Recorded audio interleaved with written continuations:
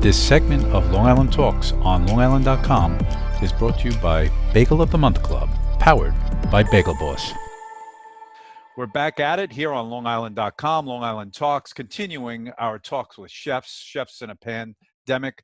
And really what this series is about is talking to chefs that were going, and doing what they do best and making a lot of people happy. And then boom, 5 weeks ago, 6 weeks ago now, their lives are changed. And we've talked to health workers, and now we're shifting our attention over to some of the awesome chefs on Long Island. So Stephan Bogardus, how are you?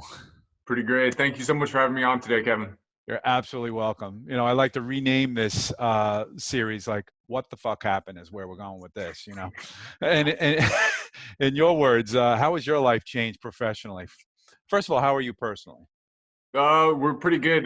My wife and I, my wife is a psychologist finishing up her PhD. She's defending her dissertation, which is going to have to happen via Zoom, not in person. But she's working with the VA in Northport, so she was able to shift over to mental health. So she's still able to connect with her patients, which is great. That is great. For me, we tried to keep the team going as long as we could at the restaurant and the hotel, but unfortunately, as demand and government regulations came into play, it became less of a viable opportunity. We looked at the to-go model and delivery, which worked well for about 3 weeks from initially when we found out about the changes that were happening. But the break-even point on liquidating inventory was far closer than that if we were to buy goods and then resell it. So once we worked through our inventory of perishables and things that we weren't able to preserve or hold off for later reopening, we pulled the plug. And it was kind of just at the time when things really started getting bad around the third week of March. So it actually worked out quite well for us. And then unfortunately, pretty much all the staff was furloughed, including top line management, Sure. everybody. Yeah, it's unprecedented. And I think sometimes making those tough decisions when you look back are going to be better decisions. They certainly are better decisions, because dragging it on and going into super bad places, both mentally and draining financially, is not good for anybody. And in some cases, as you know, unemployment is helping people more so than when they were working. Be it fair or not fair, that's reality. I know that. Whatever could be done to keep the property viable. I think that there's lots of different models for what's successful, but making sure that business owners, chefs, restaurateurs, whoever it is really doing what's right for the company now and in the future. We should actually mention that you're the executive chef at the Halyard in Greenport. We previously didn't mention that, and you've been a chef throughout the East End for a long time. Let's just jump back in time for a second, because I know you went to the West Coast, and I never really got the story on that, and I wanted to hear just a little bit of what you did out there for a little while. Yeah, so in my time between the North Fork table and coming to the Halyard, I wasn't sure of what was going on. And originally, I was in talks with buying North Fork table, and it looked like we were going to be going through renovations for a period of time. So I was lucky enough. I worked at Per Se in New York for Thomas Keller for a little while. And this was like 2009. It was a really long time ago. And the chef de cuisine there, my wife got me a phenomenal 30th birthday gift. We went out to the West Coast. We had dinner at the French Laundry and at Manresa by David Kinch. And while we were on a kitchen tour at the French Laundry, I saw the old chef de cuisine from Per Se out there. We recognized each other. He asked me what I was up to, blah, blah, blah, and offered me an opportunity to go hang out in the French Laundry kitchen. Oh my God. Which was really great. So I took the opportunity. I spent 10 days out there in the kitchen, and they offered me an opportunity, and it just wasn't viable with my wife being over here and whatnot to stay there long term. But it was awesome, and it was so good to be able to get in there and to cook. And Thomas was actually in kitchen a couple of the nights while I was there, so that was really amazing. Yeah, let's check that one off. That is just completely awesome. I'm so glad I asked, because I didn't know, I saw that you were out there. I was like, wow, that's unbelievable. Will we ever see you again? I'm so glad you're back too, as well.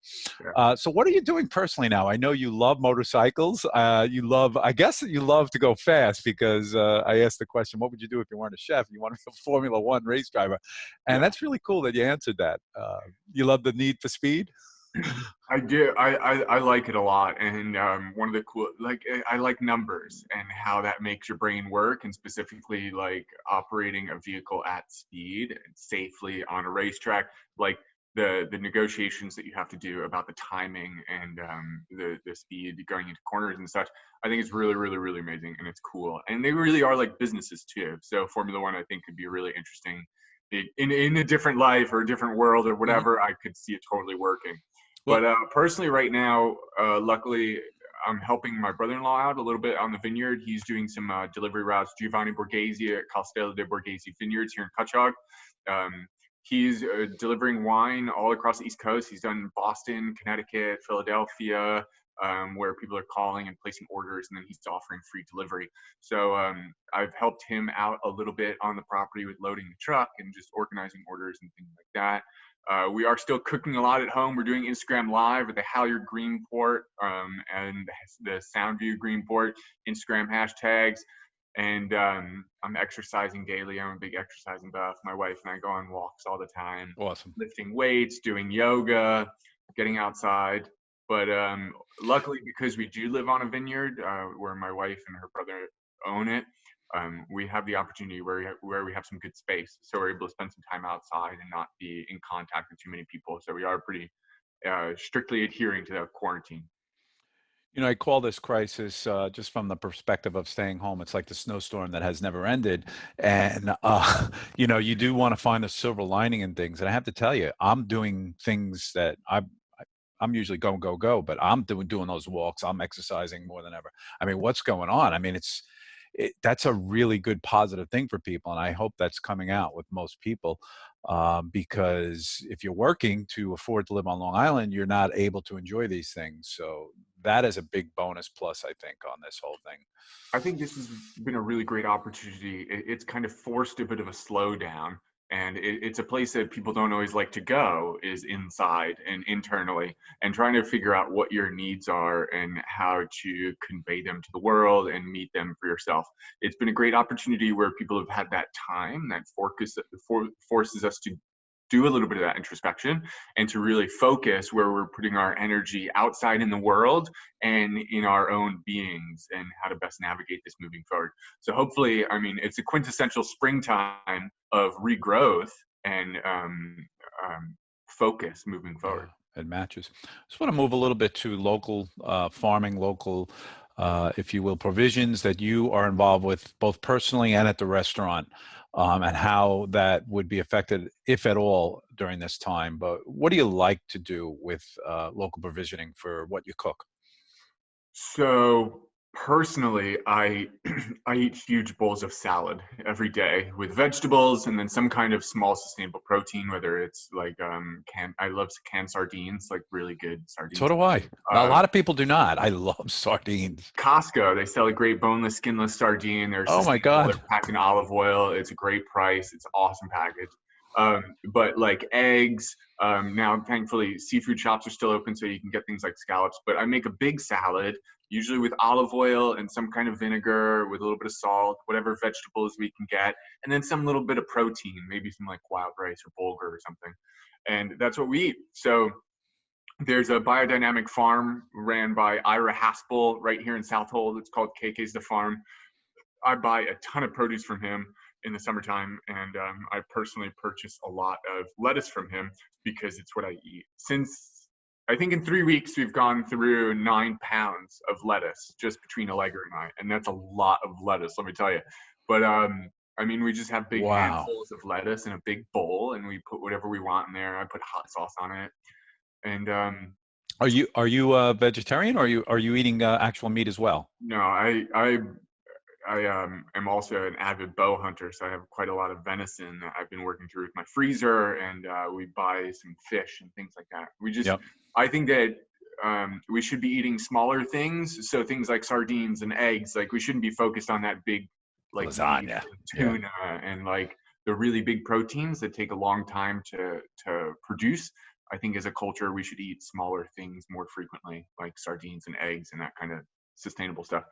But also thinking about asparagus season, peas. I've done a lot of gardening, So I have some sugar snap peas that have germinated, and we have a lot of baby lettuces that we're growing.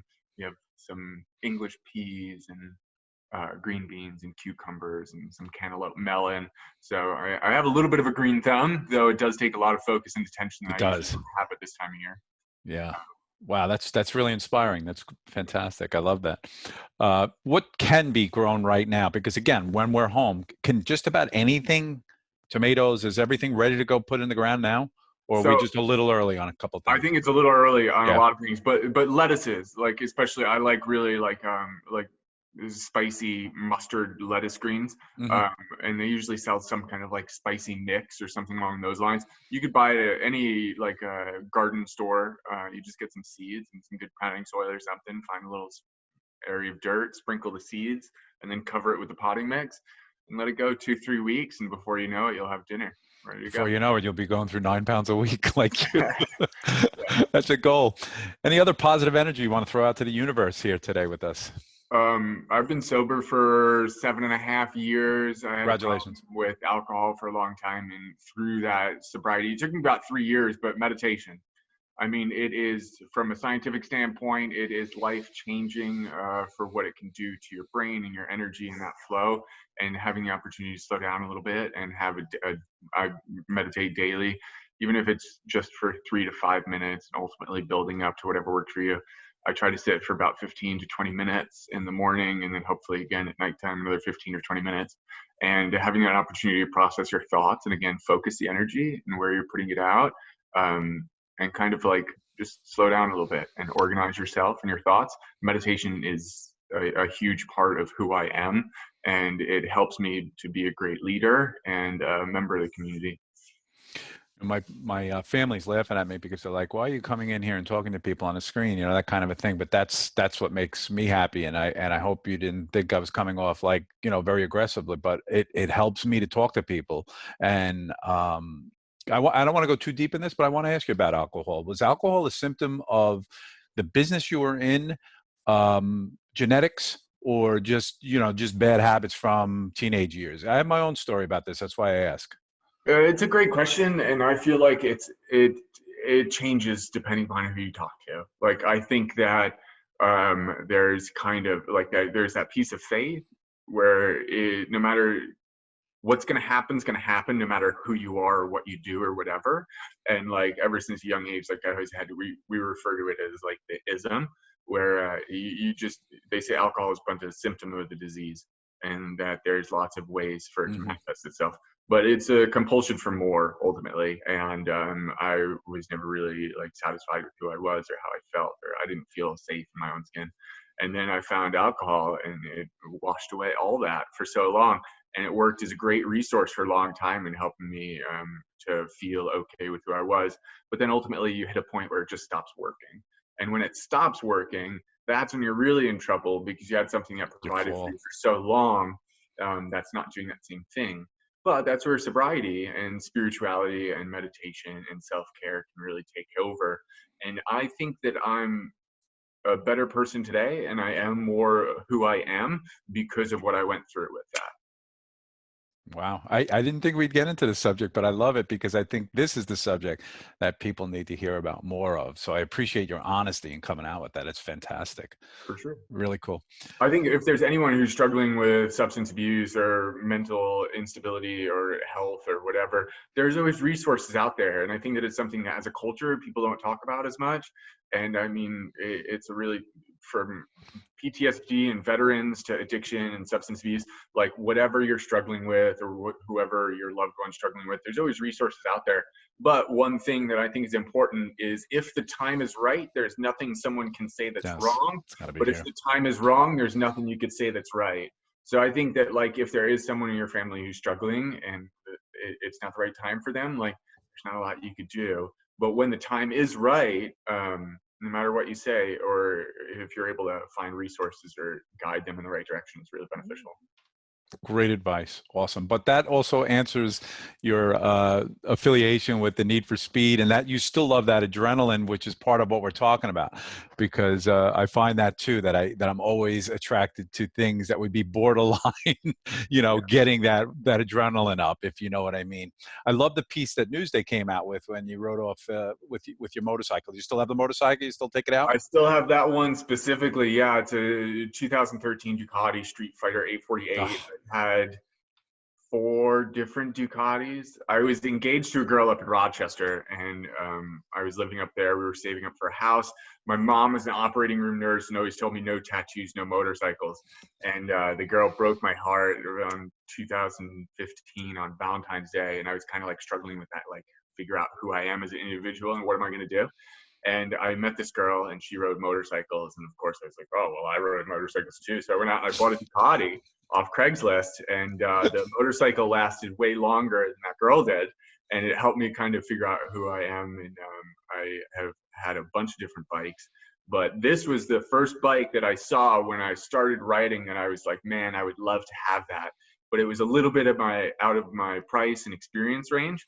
But as I stuck with it and as I kept riding and life changes and whatever, I was able to save up and pull the trigger on like my dream bike. And I love it. But it's been pretty wet and pretty cold out, though I have been able to get out a couple times this year. Any experience with electric bikes? Because they're just a whole other world now, the way they're making them. I've been looking at the technology is crazy cool, and Yeah. I think that it's going to be completely revolutionary as they debut.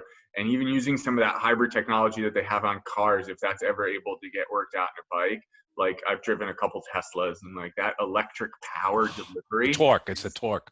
mind blowing. Yeah. The need for speed for sure on that. All right, let's go back to the restaurant. When the restaurant opens, which hopefully will be sooner than later, let's just talk about what makes that restaurant special and what your offerings are, what you love about it. I should describe this as right on the water. It's within a hotel, motel is the proper word, Hotel. motel? Okay. What is the hotel called? Soundview Greenport. Soundview Greenport. I've stayed there last summer. It was wonderful. What do you like to put across to people there? So the Soundview is an iconic property from Long Island's North Shore. It's been in operations. Formerly, it was owned by Jack Levin.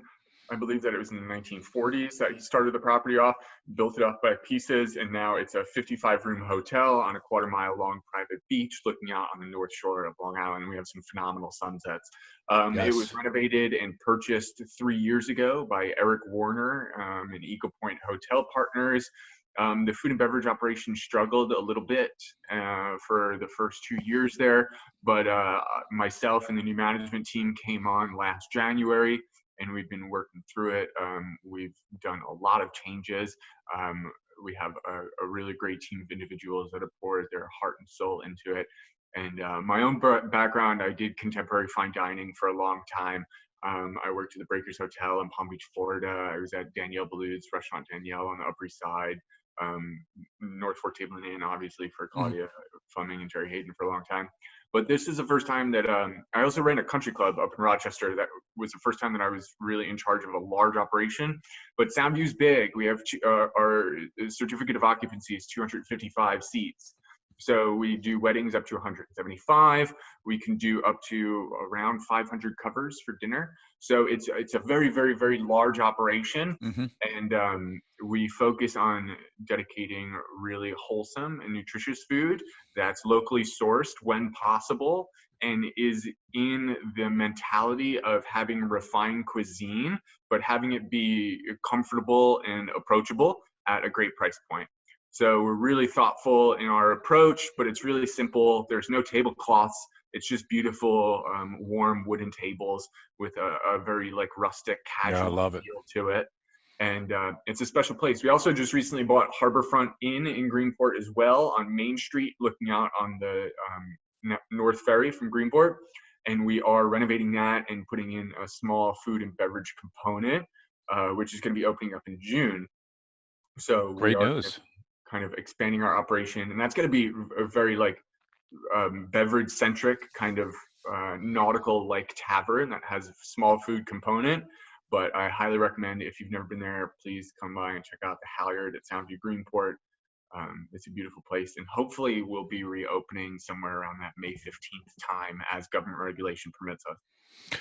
Yeah, I mean, you do have a great amount of space there too. I honestly, I stayed there by myself. I brought a kayak. I was in one of those rooms. I was at the pool. Then I just took the kayak out. I mean, it's spacious. It's beautiful. I think it's a little bit of a North Fork jewel for sure. Not a little bit, a lot of it. A lot of people don't even know it exists sometimes. I've been lucky enough to get to go to the south of France and over to Spain for a little while, and it reminds me of that like Southern Good. Riviera kind of same like rocky coastline. And just think that it's a really, really, really great place to hang out, and it's kind of like it's a great place for a little staycation, or if you are coming from somewhere like the West Coast or New York City or Pennsylvania, it's a great change of place and a great change of scenery because the vibes in the North Fork is very much like casual but welcoming and friendly. Yes, I'm so glad because I live in Shoreham and it's not a long drive. When I go out there, I still to this day don't see any neon signs or big established franchise restaurant. It's a good feeling, and I think a lot of people that never visit there don't realize that it stayed that way. The farms, everything. So you're a lucky guy, man. That's really great. So thanks for talking to us today. This has been great. We really appreciate it. Stay well. I hope to visit you as soon as you're open and enjoy what you're putting across out there. Thank you, Stephan. Thank you. Thanks a lot for your time. Thank you so much, Long Island, and everyone who's listening today. I really appreciate the opportunity to give us a voice and to be able to connect a little bit. And thank you so much for your time, Kevin. I really appreciate it, and keep doing what you're doing, brother. Thank you.